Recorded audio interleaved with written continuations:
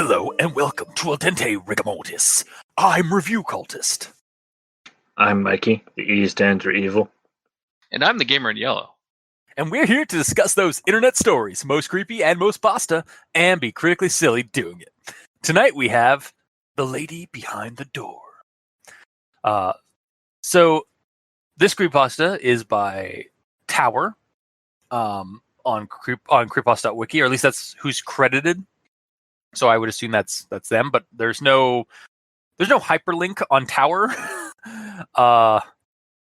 So that's all I know about them, is that their username is Tower. But I guess we'll dive right into The Lady Behind the Door.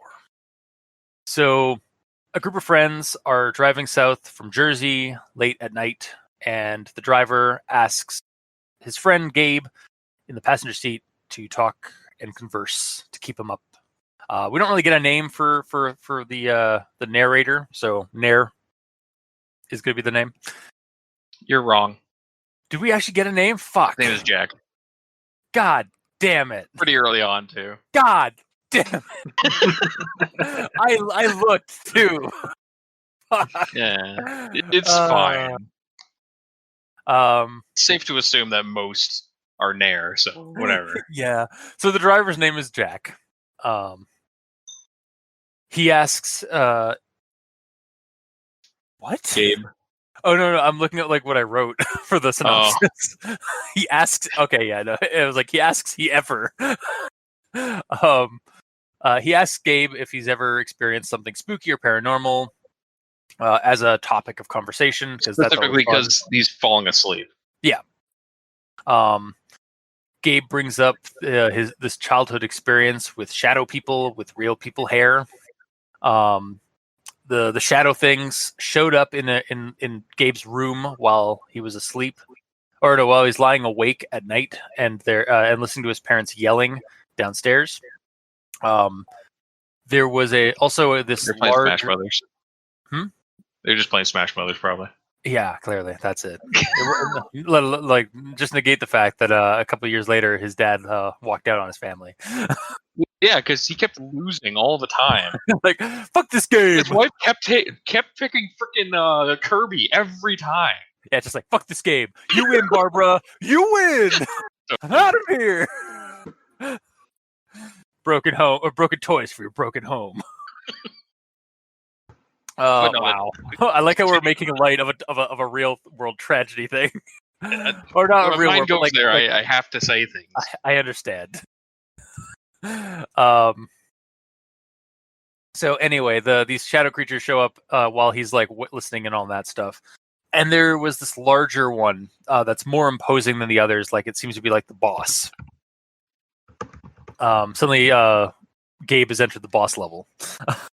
Totally. And it's this lady behind the door. Credits. There we go. Done. You did it. Don't have to do that anymore. No. And she wants to take Gabe away because he smells delicious. While the story was going on, the radio kept crackling to life at full volume. And interrupting everyone in the car. There are also two girls in the car in the back seat. Jack's sister and a friend. Did I get that one right?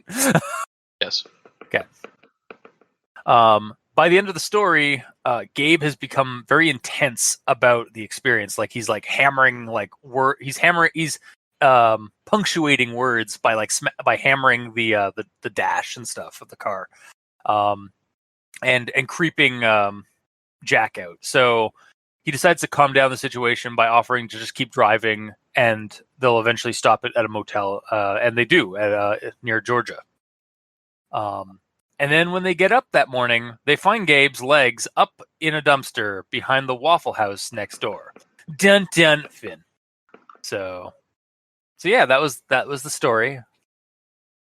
All about how Gabe's life got turned right upside down. Literally. Wow. I was not sure. That was I was wow, I was surprised I kept that string of thought going long enough. That was well done. Damn. Sir. I'll give you a little, Oh, thank you. little bit of applause there. All right, so on to everyone's favorite segment. Everyone tolerates like grammar inquisitions at this point. So we're gonna start with this one. That was always a good topic if two people need to stay awake through the night. So this is a nitpick, but I feel like it should be always a good topic if two people needed to stay awake through the night. Just add the kind of a past tense. Yeah. Um, Oh, is this in the past? well, that was, which is a past tense verb. So Yeah, then you would continue it. Yes. yeah. I mean, I feel like it probably could be need, but needed. To me, it sounded better when I first came across it. So, and then moving on to the next one, I could hear them say, "Carry on my wayward." The radio turned on without warning. I feel so again, another kind of like nitpicky thing here. I feel like the second I could hear them say, like right before the words to Wayward Son kick in, I feel like they're not necessary. Like I feel like we could have like that. The initial one was like I could hear, and then oh wait, is that? It is dialogue, but Well, you don't understand. The second I could hear them say is the radio. oh fuck. No. Yes. Shit, you're right. No, it is. That is that is part of the lyrics to Wayward Son.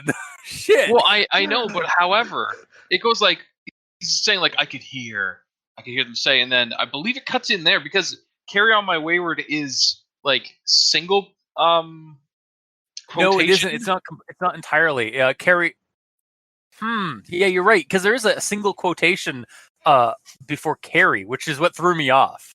Yeah. So I thought that was the start of it, and like that's all you hear from the music. If that's the case, like if that is the case, I feel like maybe then just "I could hear" should be removed, and then just have it like cut in like them say, "Carry on my wayward son." Like I don't know, just the repetition. Kind of threw me off a little bit. Like obviously, like we're having this discussion. So it was not clear enough that we are having this discussion in the first place. Yeah, it's not clear that this is supposed to be like the full version of the song. So that said, it is a good song, and I give them kudos to having that show up in the song or having them show up in the pasta. But yeah, I guess a better way to do it would be like saying you can continue the doubling up even if you wanted to do that because that's how the character talks. Haha, funny joke. I can hear.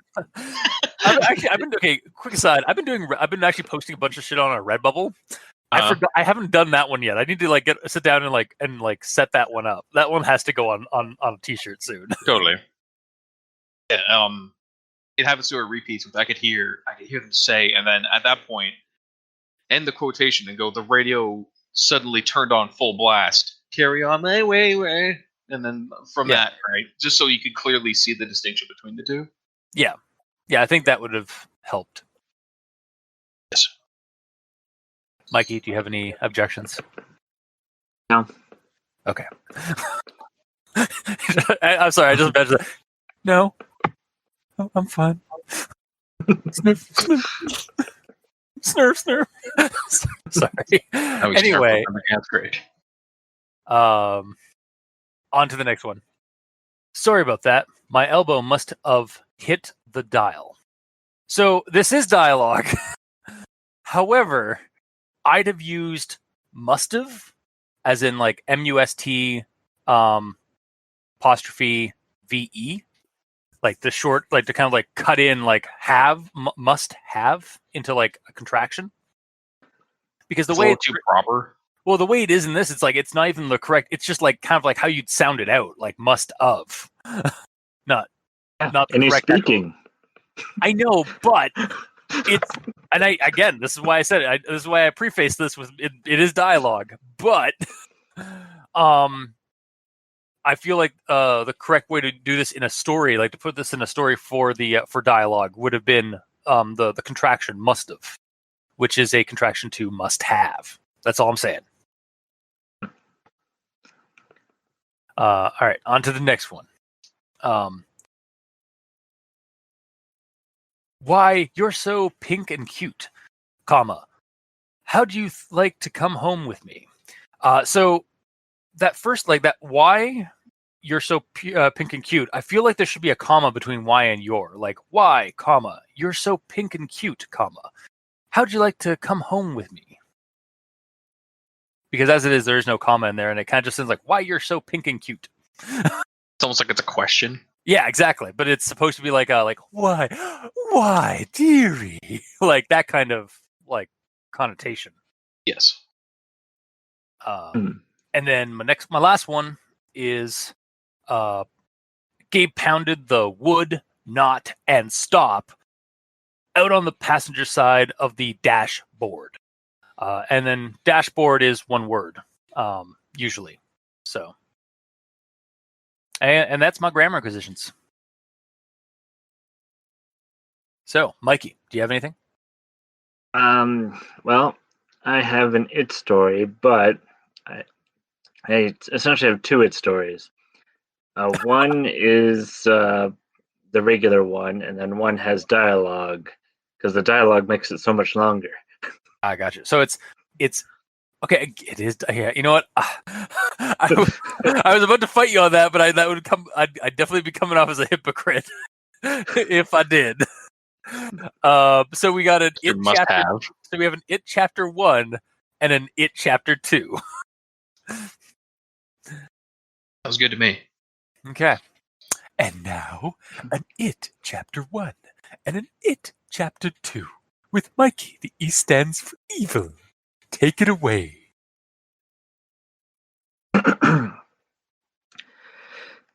It was night, and two guys in a classic car traveled down a lonely stretch of I-95 in Pennsylvania.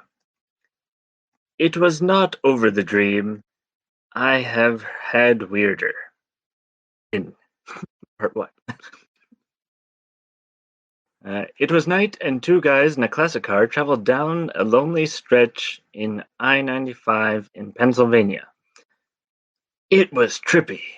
It was like the hair was three-dimensional, and the rest of them was two-dimensional. It felt like when a dog licks your toes. Its thin shadow was stretching out from behind my bedroom door. It said, "Dear soul, you have grown so much. Why, you're so pink and cute. How'd you like to come home with me? I could dress you up with gravy. Look at those crinkles on your forehead. You look just like a juicy jelly donut. The powdery dough is always the best part of a fresh baked donut." It was not over the dream. I have had weirder. In part 2. Alrighty then. That changed it quite a bit. Also, I just realized the at the beginning there, those guys that they're driving in front of them are straight up the Winchester brothers. So this story is just like rife with supernatural Easter eggs. Don't know what that means. So the TV show Supernatural is a Monster of the Week paranormal like monster hunting series about these two brothers who are going across America in an old style car. And most of the music is like classic rock, like "Carry On My Wayward Son." And actually, I think in fact that's one of the more famous songs from that is in the show. Oh. And yeah, just the description that is given of the people driving in front of them, it's like that's straight up the Winchester brothers. So I think somebody's a fan. Probably the case. Yes. Also, that second it story changed it quite a bit because it was like they're driving down the highway and then they are the shadow creatures, and then there's just like a door laying in the back seat that has this like other creature come out of it talking to them. Yeah, it gets very gonzo, like very like surreal by the end of that story. Very strange. Also, I love your voice for the lady behind the door, the very like drawn out and like, oh, you look so delicious. It was a very nice distinction between because I was like, is he just like trying to like read it out, and then you finished it like the that episode. kinda, and then you started reading it. Oh no, he was doing a voice. That's actually okay. That was actually really good. You were gonna give him shit, but now you're giving him props. So Yeah, funny how those two things happen. Mm-hmm. Yeah. All right. All right. So, Gamer, do you have anything in Grammar in Yellow? Yes, it's more of an overarching grammar-related discrepancy. Sure. The thing that I noticed it on was the opening. So, it's might as well just read it because it's pretty short. It was night, and two guys in a classic car traveled down a lonely patch of I-95 in Pennsylvania. The one in the passenger seat had a pensive look about him. The driver reached down to fiddle with the radio. They slowly pulled ahead of me, squinting through the darkness and the bug-dotted windshield of my 8-year-old Isuzu. I observed a blue bumper sticker with the words in white Hillary 08 on it. God damn it, I hate those guys. So, at first, when I read that, it sounded like it was a narrator just describing the scene and not actually in it. Mm-hmm. And then when it went, they slowly pulled ahead of me. I'm like, oh, okay, I guess this is first person now. In the moment. Sorry, I thought noir. at that point it's first person, but I still thought it was in the past actually because it said it was saying was right before that. But okay, so this is now a first person story told in retrospect. But then it switches to current, like in the moment when they're talking.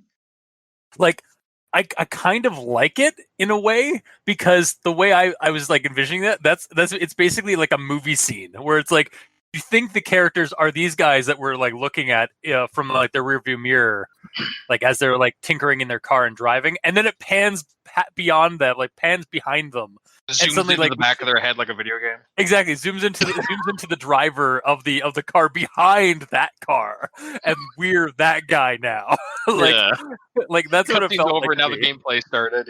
Yeah, exactly. It was an interesting. I think it was an interesting way to go, but yeah, it is kind of weird how we focused on those guys over there, and then suddenly, yeah, which is oddly appropriate for all this car-related things, but yeah. I had an issue with that section too, but my solution was to just sort of break it up because the first section is talking about the guys in the classic car, and then sort of end it with they slowly pulled away from me, and then start a new paragraph talking about being in his own car, right? Yeah, that would help a little bit. Yeah. That being said, the first paragraph would be 2 sentences. Yeah, I mean, fleshed out like the classic car was all right then. Either way, so basically, regardless, things can be done to improve it, but that's the end of my grammar in yellow. Fair enough. Also, my guess is that classic car is an Impala, since I just remembered what the Supernatural car was. Sure. The car from Supernatural, not the car not that the car has supernatural powers.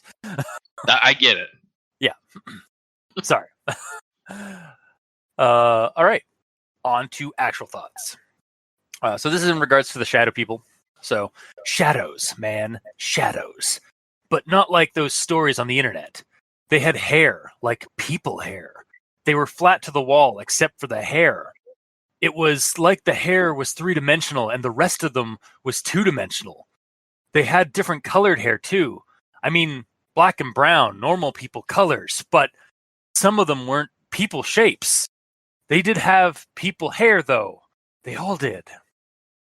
So reading this part, like this descriptor of like the shadow folk, I really like these creatures, like as an idea for something. Like they're like shadow people and J-horror ghosts rolled into one.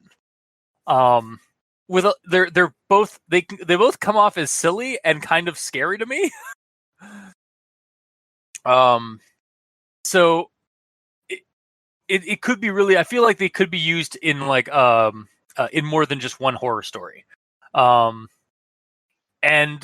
the lady herself is a cool like alpha. So it insinuates like she's described as like the most dominant one of the group. Like all the other ones like cower from her and stuff. So it kind of insinuates almost like a pack order and like a kind of an ecology to them. Yeah, I feel like they could really be used in something like either in like a game or in like more stories, like as like the shadow people with like that have like human hair. Mm-hmm. Where they're focused more on, and it's not just a little flashback. Yeah, exactly. Like it's happening in the moment. Yeah, and I do have some thoughts on that later on in my thoughts, which I'll get to in a second.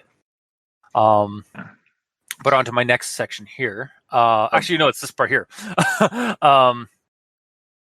The night after our chat in the car, we spent the night in some shit motel in northern Georgia. In the morning, we found Gabe's feet up in a garbage bin behind the Waffle House next door. Wait, what? Why? Like, that's the end of the story. Like that's where the story leaves off. It's just like they after the spooky story, they found Gabe's feet up in a garbage bin, and it was like, that is actually kind of creepy to end off on, and is a perfect example of a classic fireside spooky story styled creepypasta, like the kind of ghost story that someone would tell at a campfire. And also classic old creepypasta kind of like genre. That said, this could just be the start of a longer story about these creatures. Like, maybe because he brought up the lady, he brought attention back to himself, and now his friends are the new targets. It could be an investigation, also a good seed into a game scenario where the friends look into why their friend was found dead, I assume, unless they just passed out and he woke up in the garbage bin for some reason. Like, I wrote down like 4 different possibilities for the ending when I get there. Yeah, like we could have had like a hangover scenario where like they don't recall why they woke up the way they woke up and where. But yeah, and you could play it up like a slasher ghost monster, like Japanese ghost monster flick from like the last few decades. Like I feel like this is like just the start of a story, but it's the end, in fact. And I also have like a little bit of a kitchen segment.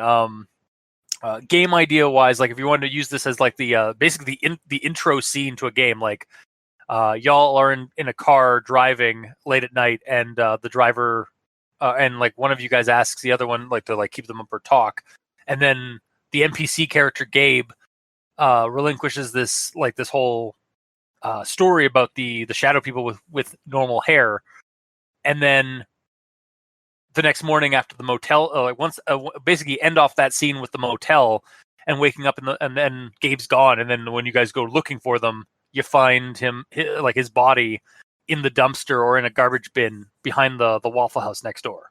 And then that's where the story kind of takes off. It's like, what the fuck happened? Like, why?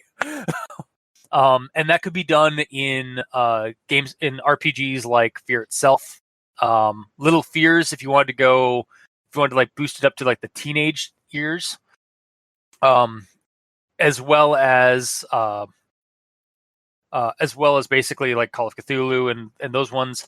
Also, I kind of want to use one of these shadow monsters as a monster, either as a friend or a foe in Little Fears or Monster and Other Childish Things. So like as a monster antagonist in Little Fears, because the story happens when the kid is like young, and also I kind of want to make make the lady behind the door as a monster friend in Monster and Other Childish Things, just because of how like just silly spooky the premise of a shadow person with human hair is. So yeah, that's my thoughts on this story. It's short, sweet, but I want to know more. So, Mikey, These Dead for Evil, your thoughts? Alright. I feel like the ending could have been better. We have foreshadowing of the, Please continue. of the shadow monsters saying his face looks like a donut. So at the end, I was expecting his body to be found with his face eaten off. Yeah, that's what you know. What? Yeah, that would have made the ending a lot more like sinister. Yeah. And I mean, why is it behind a Waffle House? Why isn't it behind a donut house? Yeah, I was kind of, yeah. Oh no, you guys hear that? Only when you're speaking. Maybe Okay. a little bit like tapping. Yeah, my niece is trying to get in. I locked the door.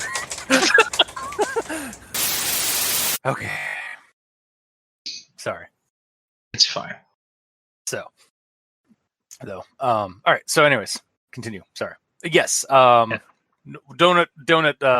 shop instead of a Waffle House. I mean, a Waffle House basically is a donut shop in the States, but yeah, I understand. Like, it would make more sense. Or if maybe if like she had said like, oh, you're just like a waffle or a crepe. Like something to tie it in.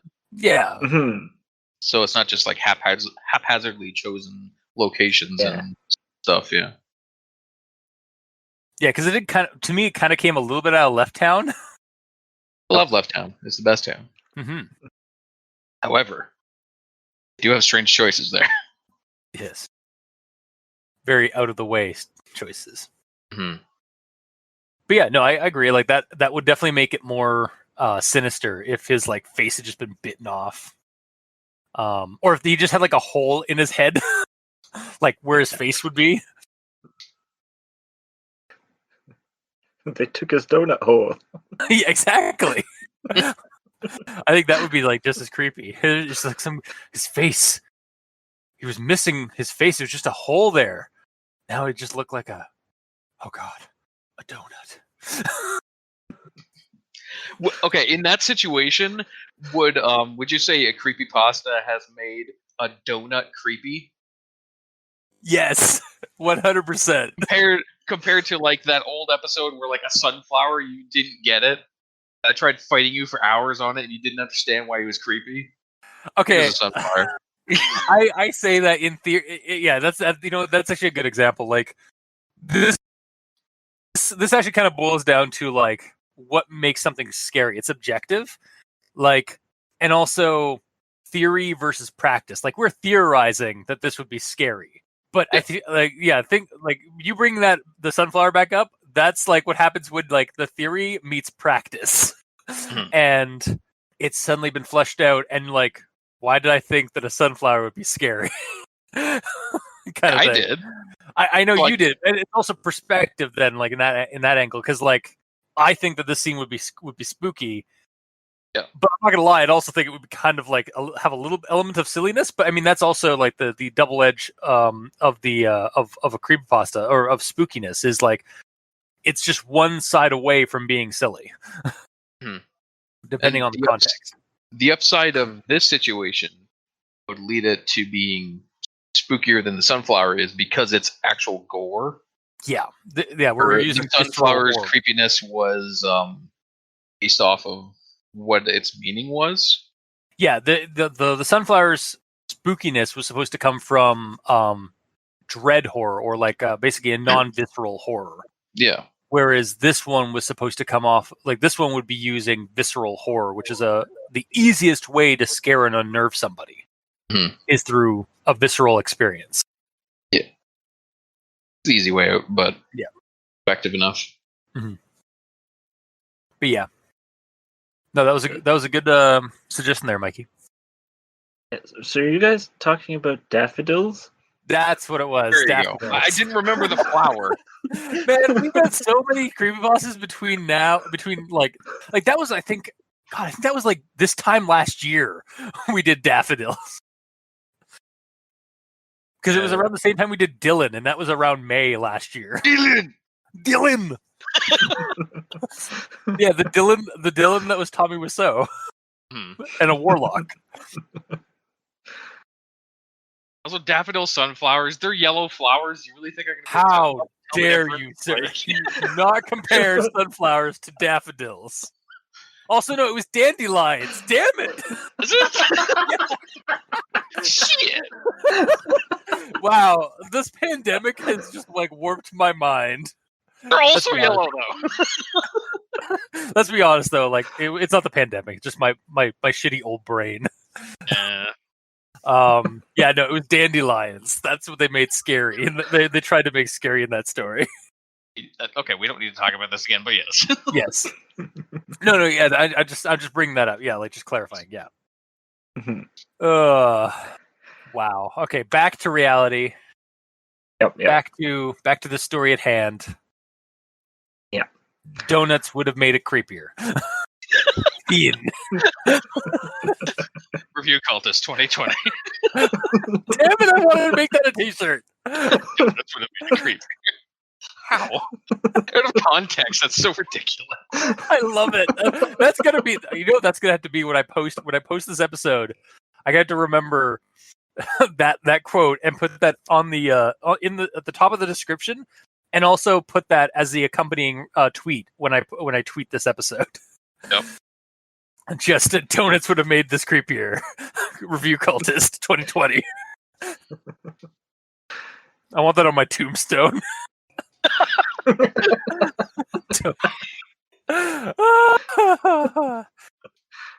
I hope people enjoy this. God, all right. Sorry, Mikey. It's all right. All right. So my next note here is about the hair. So you sort of went into the hair where they had hair like people hair. They were flat to the wall except for the hair. It was like the hair was 3-dimensional and the rest of them was 2-dimensional. The first thing that for me came to mind was the opening theme to Whose Line Is It Anyway UK. Okay. Because basically in that the people basically have their faces have been blacked out. Okay. Oh God. So it's 2-dimensional, but they still have their hair and their clothes and whatnot, which are 3-dimensional. Oh, like that was sort of an interesting thought. Yeah. Of what it looked like, but then thinking about it more, do these creatures have eyebrows and facial hair and body hair? I feel like it's. Oh God. Here's a scary thought. What if it's like a grotesque type of wig that they're wearing? So like you have the idea of like them wearing wigs, like Quigley, or like I think Quigley is the character from Lilo and Stitch. He starts wearing wigs and starts like really getting used to like having human hair. But make it more macabre in this case, where like the reason why they go after kids is they scalp them. Ooh.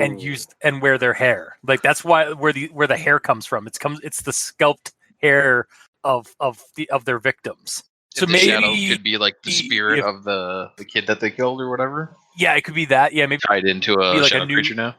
Yeah, and maybe maybe we got like an ectocology going on here where the shadow people, the shadow ghosts, are the shades or spirits of the victim of the alpha one, which is the lady behind the door. And whenever she scalps a new victim, the scalp, like the physical hair that is scalped, becomes the anchor point for the spirit. Like the spirit is bound to that hair, and they have nothing but that hair as a physical, like 3-dimensional like manifestation. Otherwise, they just appear as shadows. I'm down with They that. they have no like physical like they can't express themselves any other way but through like their physical like totem or anchor that they have.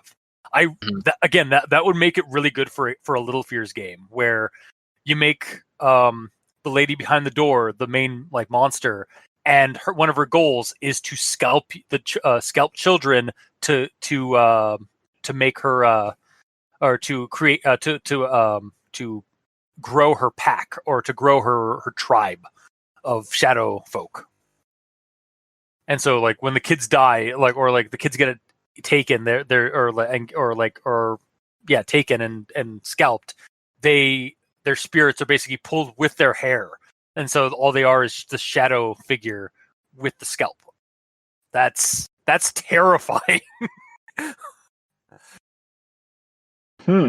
I think I works have well a new too Little because Fears. like works well too because like the scalp is like right next to the brain and everything, so it's like you're pulling like the entire like everything of that person out of them through their head. Yeah, you can even have it like it's not even like they're taking the brain; they're taking the chakras, which start. Oh at yeah, the I don't mind. mean physically taking Oh, the brain. I just mean like the connection of like it's right there. yeah, no, I understand. I was going with like some. I was pulling in from like a more metaphysical thing, like the because like, yeah, the brain is where one of the chakras is. Well, what if like the shadow creature is basically using the chakras, and like that's like when you see chakras in the physical world, it just appears as a shadow form around the body. Maybe that's why it's all misshapen, is because it's like been like pulled, like it's just been like yanked out of a body. Yeah. So it's kind of like all like amorphous a little bit. So like it doesn't have bones to like fully structure. It just has the strand of chakra points as a skeleton. Oh, I love how we're creating this whole like the ecology to these shadow things. Well, it's shit like this that the story needs for it to be awesome. Yeah. And also your description of the scalp gives it a much cleaner visual in my mind. Yeah. I don't have a note on this, but since we're talking about the visual and everything, that was the main purpose of Mikey's note here. When you guys read how they looked, how did you envision it? Did you envision it like there's the shape of the shadow person on the wall? Let's say you're looking at a profile shot of them. Is there like one layer of hair on the wall in the shape of their hair? Or is it essentially there's a floating wig? Like a full 3-dimensional hair. Yeah, okay, that's where like my brain starts hurting a little bit when I try to think of this. Yeah. Because I see it as a shadow person that is as if they're on the wall, but they're in open space. So they're 2-dimensional, like flat shadow silhouettes in open 3D space. Oh, so wait, do you mean to the point that like the entire wig can not even be on the wall? Yeah. To your vision, they're connected to the shadow behind them on the wall, but the wig floats towards you. Yes. But it always looks like there is a shadow because of like the weird perspective of that. When you see it coming towards you, it always looks like there is in fact a shadow silhouette under the wig. Even if somebody was like looking at it from another perspective, like while it's like focusing on you and not focusing on somebody else would just see a wig and a shadow below it, like kind of floating towards you. But when you're seeing it like up front, like in front of you, it looks like there's a shadow person walking towards you with a wig on. Yeah. The way I envisioned it was essentially like everything stuck to the wall. So like as someone's moving, when they move ahead, if they move ahead an inch more of hair just pops out of the wall, an inch of the hair in the back pops into the wall. So it's like growing in and out of the wall as it's moving around. That's pretty fucking creepy. That's the way I envisioned it. This also like this is definitely some like Japanese horror style like monster. Yeah. Cause like those things like are always like there's like tons of like The Grudge, The Ring. Okay, more The Grudge, like Ju-on. It's all about like hair just appearing out of like weird spaces in your house, like in the corners, like dark hair just like kind of spidering out of like a corner of your room, or like out of your mouth, or like underneath your covers kind of thing, and then like the creature and then the ghost grabs you. There's actually a show on Shudder I just saw a trailer for that's called The Hair Ghost, and it's where the ghost is just hair. I don't know what it is about. Like, it's an interesting like there's just something spooky or like, there's something unnerving when the ghost is manifesting using hairs in Japanese horror. But yeah, it's definitely something to Cousin draw It on. going on a killing spree. Yeah, Yeah. exactly. Cousin Nick.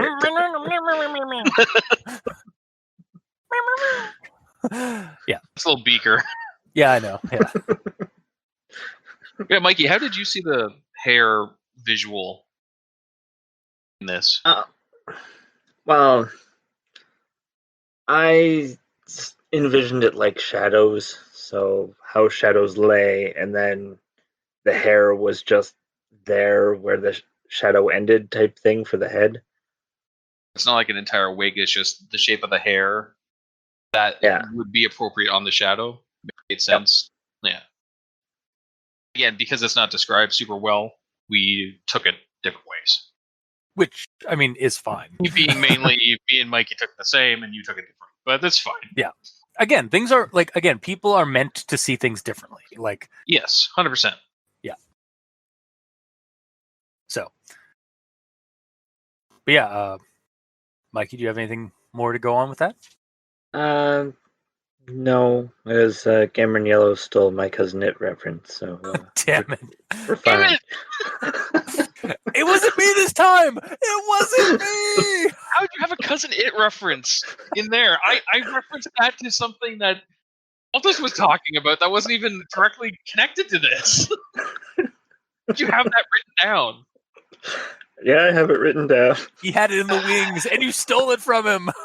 How does it feel? Feel shitty, dude. All right.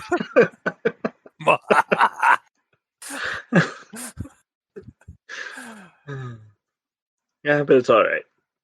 That was my last note anyway, so. Okay. Yeah, at least it got out there. All right. I suppose it's my turn then. I guess so, if Mikey's done.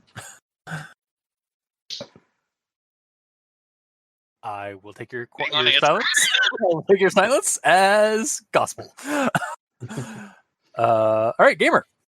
Okay, so if the first paragraph is to be believed to be from the eyes of Nair, I wrote Nair at that point because I didn't know his name. You didn't know it was Jack? Yeah. At that point. However, how could he tell such detail in the car behind him? Yeah, I was kind of. He's in an Isuzu, which, from what I know, they're mainly instructional vehicles. They're industrial vehicles, so like a cube van or some shit. And also, it's at night. And if he only has side mirrors sitting up higher than the car that's behind him, so he has less of an angle. I thought the car was in front of them. Hang on. Oh, the car passed them, but before the car passed them, he saw all these details. Okay. Yeah, this is where it falls apart. Yeah, the whole classic car at night. Like at night, all you can see typically is the headlights. Even if they had the light on inside the car, you wouldn't be able to see shit. In my opinion. Yeah, you're right. But reading on a little more, when it brings up drunk people in the back, at that point I'm like, okay, I guess it's not a cube van. And I did a little bit more research into it, and Isuzu stopped making normal cars in 2002. And timeline-wise, it fits for this, so they could be in a car. However, that doesn't really help much. It just means that they have a back window and a rear view mirror, but they're still not going to be able to see anything in the car behind them. Especially since now they're at the same level as the car behind them, shining lights and everything. Yeah, that's true. Well, it doesn't say. It doesn't say in that graph that they went past them. It just said that they pulled away from them, so they were maybe. But yeah, still, like it's at night, like, and unless you have like really good high beam, like really like unless you have really good lights, you can't. It's hard to see any even like through somebody's like back windshield into like maybe you could see their silhouettes like moving around, The but point that's about that it. the driver reached down specifically to fiddle with the radio. Yeah, no, that's what I mean. Like The it's passenger a had a lot of pensive details. look about him. Yeah, that's why. Again, that's what I mean. It's Yeah. it's like a lot of detail. Like it's as if like it went from like third person to suddenly first person as the cinematic cut away. Yeah. Like we brought up earlier. Yeah, like Mm. it's really what it feels like. It's like it was something a cinematic. It was almost like we didn't need that description at the beginning. For Like sure. we didn't need that car. We could have just like had the characters start in their own car driving. Mhm. Maybe our own narrator Jack is fiddling with the radio on the dash to start off with, so that way we get a little bit of a segue to the sporadic jump scares of the radio. Or the guys in the car behind them have some weird hacker tech where they use their radio to hack into Jack's radio, and they heard the entire conversation about the shadow people, and they're like, okay, So this could be a good in for us to like kill one of them and rob them. So then So they'll blame it on the ghost. So they broke through their firewall. These totally. asshole deckers This is just Shadowrun. this is basically just Shadowrun. This is straight up just Shadowrun. Like 2060 or 2050. Totally. Classic car. It's just the classic car. It's just an Echo. or some like really like modern car now. It's a classic car net there. Yeah. Everything leads to our weird dark cyberpunk fantasy future horror. Yeah. Yes. Anyways, moving on. Mhm. So when Gabe starts telling the story, he goes like this. Well, no, but I swear to God, Jack. That's when he calls him Jack. Okay. Yeah. This one time, I was 5. I remember flying. Then there's a few lines in between, and then he continues talking about the story. I was about 11, Right. and I remember laying in bed. Are you 5 or 11 in the story? I don't know. Yeah, like it's like he started up one like it was like I think the flying thing was supposed to be like, well, that's the only weird like I remember this thing when this dream where I flew, that was kind of weird. Anyway, here's this other story I have. Like that's what it needed. Unnecessary information. Yeah, it needed like a better segue than just like, oh, when I was 5, I dreamed I could fly, and then when I was 11, like it just goes to the 11-year-old experience. So Didn't we have this same thing happen last week? I don't know. There was something completely unnecessary brought up, and it's like, anyway, at the beginning and at the or was it with because the beginning and then the ending was like really weird? Oh, it was in the same sentence situation where something was brought up, and then it's like, oh well, but then that has no bearing on the rest of what he's going to say. Okay, yeah, maybe. I can't remember what it was though. I have my things up here. Hang on.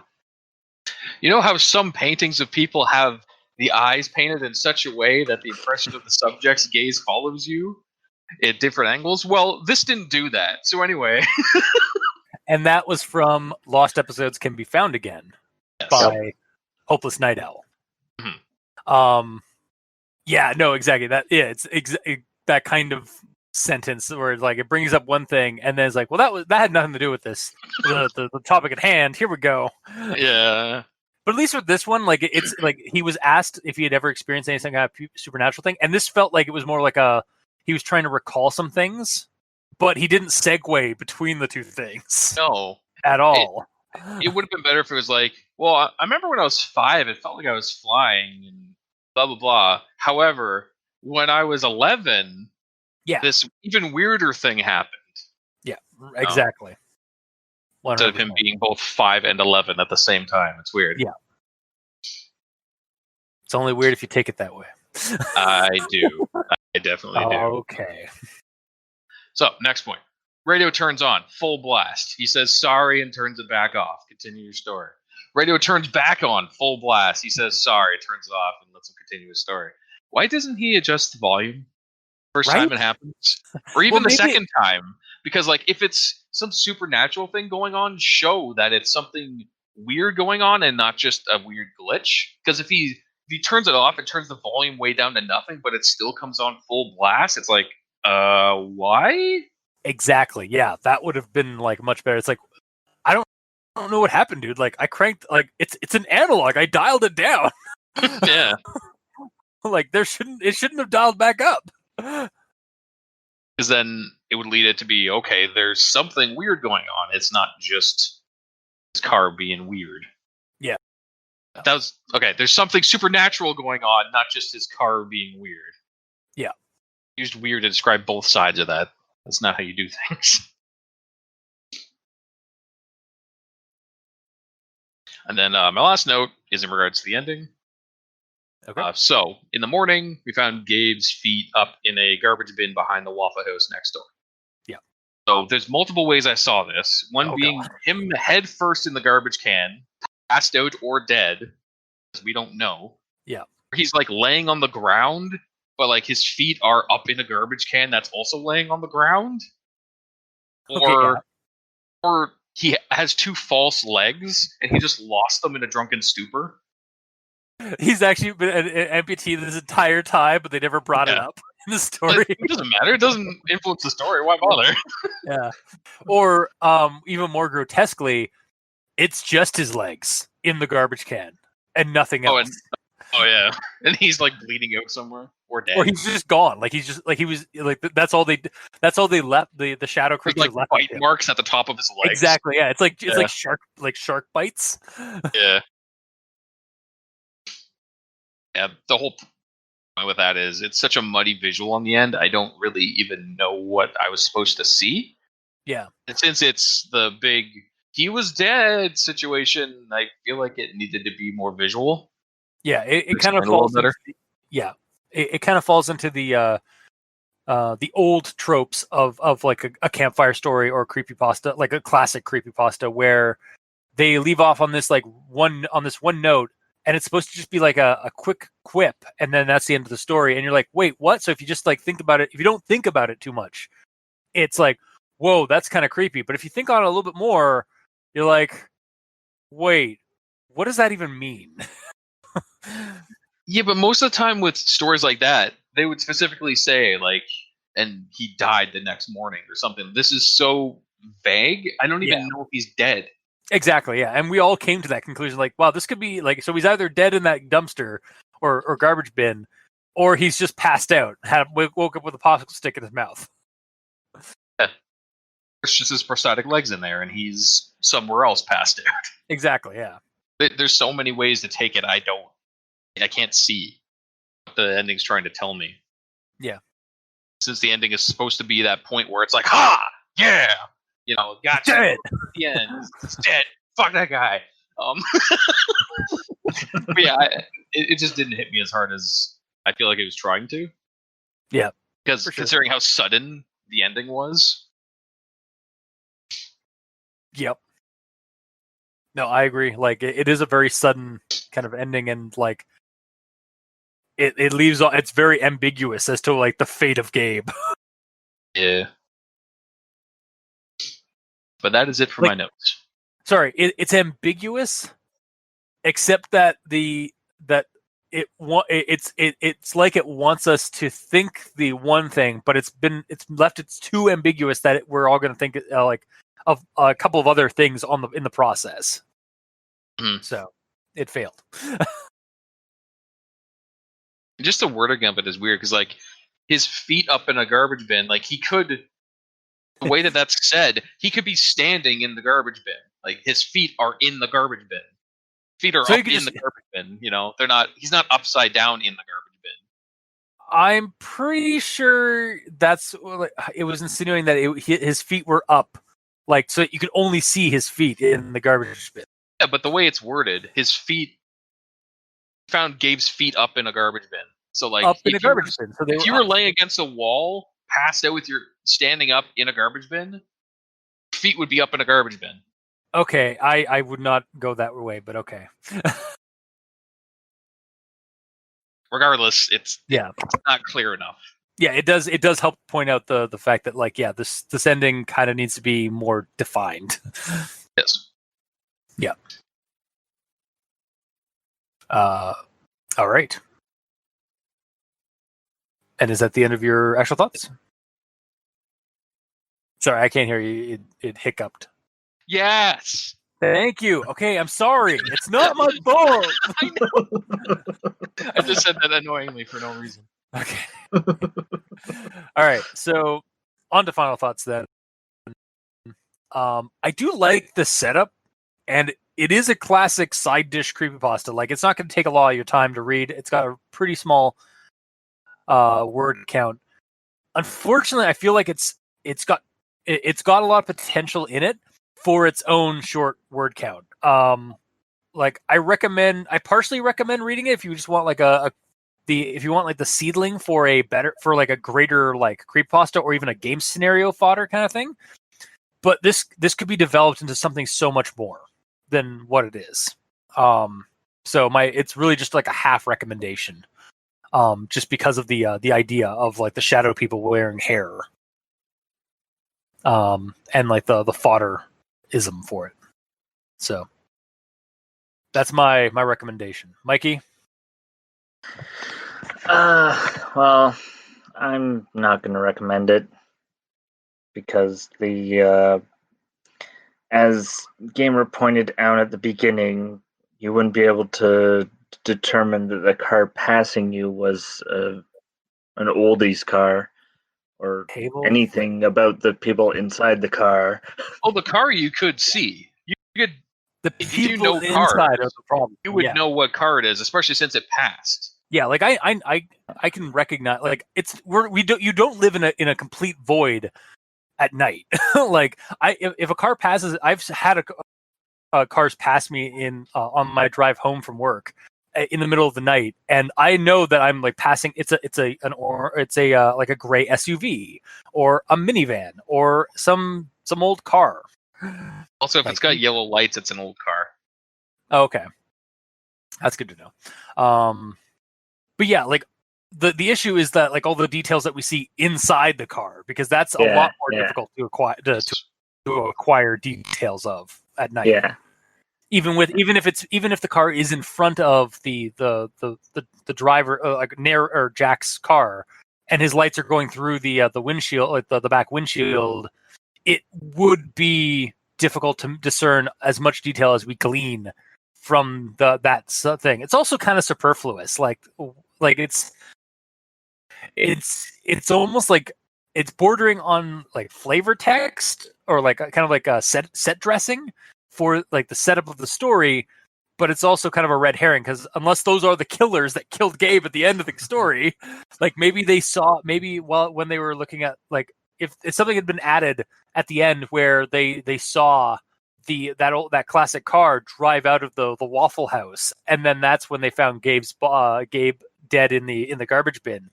Then there's some reason to have that, but otherwise it's just kind of a superfluous set dressing at the beginning of the story that really didn't need to be there. Yeah. And yeah, my other issues with the ending about how we have the supposed monster that we're told about, how they like donuts and think the guy's face looks like a donut, and then he's just in a dumpster at the end. Just doesn't flow very well. Well, If if this had been Canadian, it would have been a Tim Hortons, not a Waffle House. The problem is the Waffle House is superfluous, is basically synonymous in America to a donut shop. Well, yeah, but what he's getting at is it's weird how there's all this donut paraphernalia shoved in her face, and then it doesn't go anywhere. So for me, I'm gonna not recommend it. The start of it is very confusing with the tense. There's too many characters in this story, considering how short it is, and it's a really one-sided story. Because there's all these characters, we could have different points of view on all these characters, but we don't. Like, all Jack did was drive. All the girls did was sleep. The two guys in the muscle car, all they did was pass them. They didn't really need to be there. This entire story could just be Gabe telling the story. So for how short of a story this is, which I'm thankful for, because I was trying to beat Banjo-Kazooie last night, and I'm like, God damn, this game's long. It's taking me way longer to beat than freaking Republic Commando that I played on May the 4th. And I'm like, what time is it? It's 5. Oh, okay. I need to read a story. So thankfully it was short. I was happy in that, but I did it, and I'm alive. And now I need to go to sleep. Oh, it's fine. But yeah, that being said, it's a really short story, but even though it's short, there's a lot of fat that needs to be cut off, in my opinion, because there's a lot of just unnecessary things happening. Like, we brought up repeatedly all these things that happen and go nowhere. There's red herrings, and then there's unnecessary stuff. Like, the red herrings have a point. All this unnecessary stuff is just necessary, in my opinion. I mean, to be fair, red herrings are good sometimes, but not when like there's. That's what I'm saying. They are. I'm not saying red herrings are bad. They're good when they have a purpose, where it's supposed to make you think one way, and then oh no, it's something else. But just a bunch of stuff that comes up that goes nowhere. Yeah. The donut thing was almost a red herring. It's like his face wasn't eaten off. He didn't die in a donut store. None of that stuff. But and like the radio interference, so the story goes nowhere. Yeah, I think it's not shown to be supernatural, so it could just be his vehicle being a bitch. Yeah, they definitely like were too hemming and hawing about the radio. That like, I feel like it should at the second or third time it happened, they should have like made it seem like okay, that wasn't like him just accidentally slipping on it. Like he turned it off and it turned back on. Like I think that would have made it a little bit more supernatural. Give it a little bit more of a creepy factor than just a weird happenstance. Also, I have no idea how he could have accidentally turned that on. If he has both hands on the wheel, how? He's just trying to like rationalize things. Like I think it is supposed to be something spooky and supernatural, but he's rationalizing. Yeah, the ending is confusing in whether or not he even died, and like his death almost doesn't even seem to be because of the story. It doesn't really have any impact on me, so it's just weird. I can't recommend it because of all the things I just said, and also it's too much like other stories that you could read, like traditional campfire stories, like you said. But it's I don't know, it's too tropey, but not in a good way. I like the shadow creatures; they're interesting, especially if it's they need to be described more in their visuals, because Mikey and I saw it one way, Culta saw it another way. But yeah, that's about it. All right. That has been this week's episode. So if you like what you heard, or if you didn't, leave us a comment in the comment section below where it gets posted, whether it be on Podbean, Facebook, YouTube, or Tumblr. You can send us tweets and get a hold of us on Twitter at Mikey's at E stands for evil. The Gamer in Yellow is at the Gamer in Yellow, but without that W because his name's too damn long. And you can also get a hold of me at Review Cultist. If you'd like to send us emails, you can go to aldenterigamortis@gmail.com. That's aldenterigamortis@gmail.com, where you can also leave us suggestions for other creepypastas you'd like us to discuss in the show. Hey, you know what? You guys can also do that on our Twitters. Not just talk to us or comment on us. You can send us SCPs, creepypastas, creepy videos, like Slender Vlog stuff or ARG series, just the creepy kind of stuff that's on the internet that revolves around creepypasta. And if you'd like to help support the show, you can go to Patreon, look up Al Dente Rigor Mortis, and select the backer tier you'd like to support us at. We have $2 and $5 tier with special episodes, early access, extra content. To the patrons that are already helping support the show, thank you guys immensely. You're helping keep those hosting bills at bay, and we very much appreciate that. For the listeners and the authors of these stories and our show, thank you guys immensely because, well, without your listenership, we really wouldn't have much of a show. And for the authors, we really wouldn't have much of a show without your stories. So thank you. Until next time, I have been your host, Review Cultist. I'm Mikey. The E stands for evil. I'm the gamer in yellow. And this has been Al Dente Rigamortis. Sleep well.